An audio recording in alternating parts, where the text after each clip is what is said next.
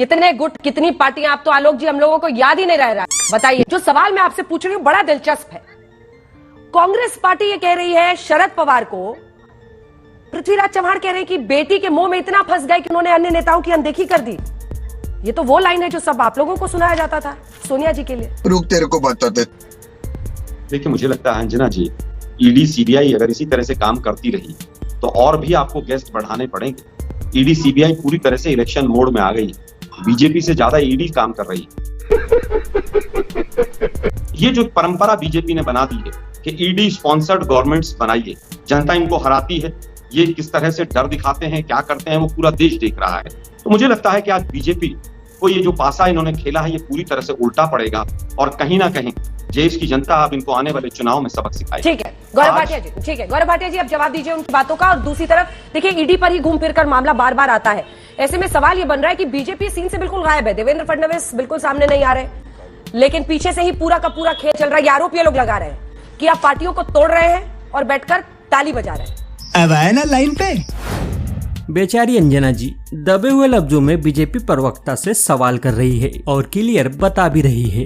आरोप ये लोग लगा रहे हैं, आरोप ये लोग लगा रहे हैं। अंजना जी खुल के पूछे ना, काहे डर रही हो।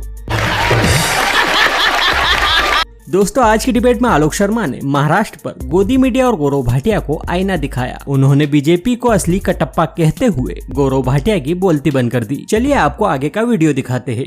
हनुमान चालीसा सोचिए, महावसूली अगाड़ी में पड़ी जा रही थी तो रोक लग गई थी, तो कटप्पा कौन?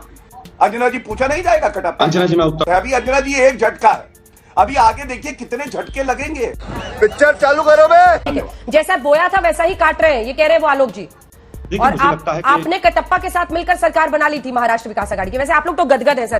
देखिए, मुझे लगता है कि अगर देश के अंदर सबसे बड़ा कोई कटप्पा है तो भारतीय जनता पार्टी, जिसने 2014 के बाद से बड़े बड़े वायदे किए और देश की पीठ में खंजर एक नहीं तमाम खंजर भोंके, इतने बड़े बड़े वायदे करके आए, काला धन हटा देंगे और तमाम चीजें।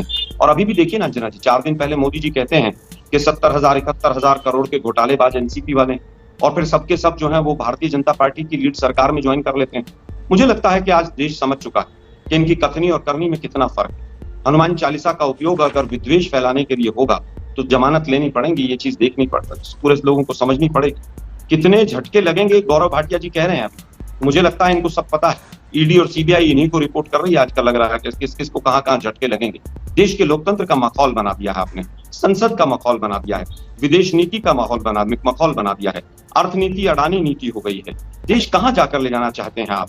पूरा दिन झूठ बोलते हैं आप। जो व्यक्ति कहते थे चक्की पिसिंग, वो आज डिप्टी सीएम है आपके यहाँ।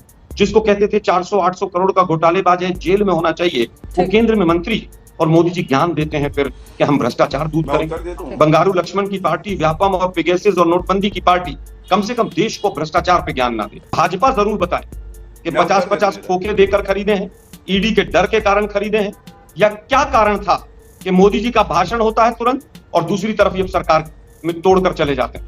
हम तो ये जानना चाहते हैं, बीजेपी क्लैरिफाई करे।